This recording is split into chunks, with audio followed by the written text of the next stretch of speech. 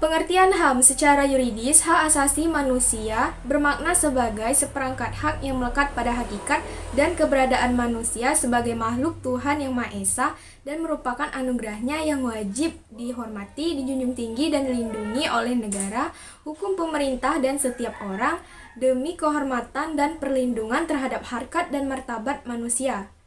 Hak asasi manusia telah ada dalam diri manusia sejak ia lahir, bersifat universal dan tidak ada seorang pun yang dapat mengurangi ataupun mencabut hak asasi tersebut. Adapun pengertian pelanggaran HAM. Pelanggaran HAM merupakan suatu tindakan yang dilakukan oleh seseorang atau sekelompok orang terhadap seseorang atau sekelompok yang lain dengan sengaja maupun tidak sengaja mengurangi, membatasi, menghalangi ataupun mencabut hak asasi tersebut.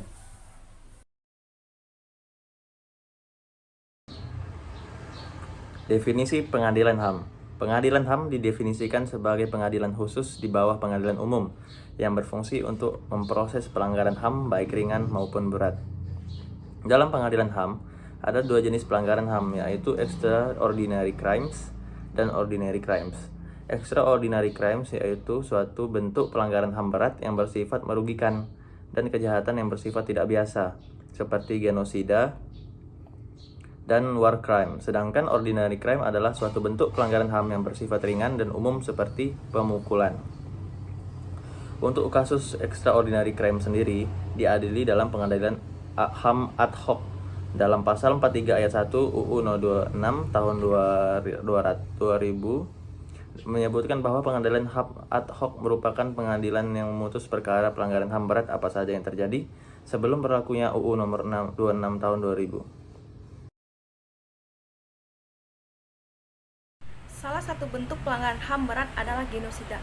Menurut Statuta Roma dan Undang-Undang Nomor 26 Tahun 2000 tentang Pengadilan HAM, genosida ialah perbuatan yang dilakukan dengan maksud untuk menghancurkan atau memusnahkan seluruh atau sebagian kelompok bangsa, ras, kelompok etnis, kelompok agama dengan cara membunuh anggota kelompok, yang mengakibatkan penderitaan fisik atau mental yang berat terhadap anggota kelompok, menciptakan kondisi kehidupan kelompok, menciptakan kemusnahan secara fisik sebagian atau seluruhnya, melakukan tindakan mencegah kelahiran dalam kelompok, memindahkan secara paksa anak-anak dalam kelompok ke kelompok lainnya.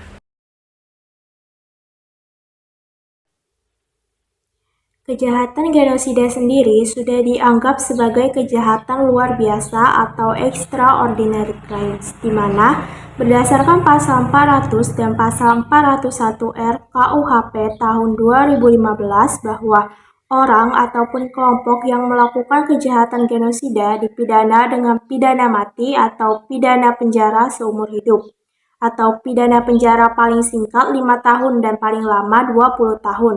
Setiap orang yang dengan maksud menghancurkan atau memusnahkan seluruh atau sebagian kelompok bangsa, ras, etnis, atau agama melakukan perbuatan 1. Membunuh anggota kelompok tersebut, 2. Mengakibatkan penderitaan fisik atau mental berat terhadap anggota kelompok, 3.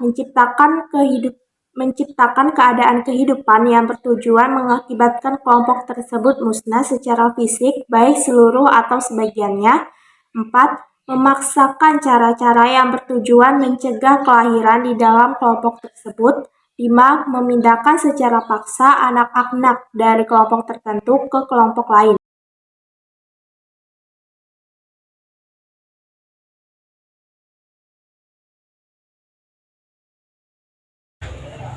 Kasus genosida dalam sejarah seperti yang kita ketahui, sejarah genosida yang sangat terkenal yang dilakukan oleh negara Jerman pada tahun 1933 sebelum Perang Dunia Kedua oleh tentara Nazi yang dikomandoi oleh pemimpinnya yaitu Hitler, di mana partai Nazi pada saat itu menerapkan strategi penganiayaan, pembunuhan, dan genosida yang sangat dicandangkan oleh pemimpin partai Nazi. Pada saat penerapan strategi itu oleh pasukan Nazi, sekiranya ada sekitar 6 juta hingga 5 juta Yahudi dan 5 juta Slavina, Roma, distabilitas, saksi Yehova, homoseksual, dan pembangkang politik dan agama tewas selama Holocaust.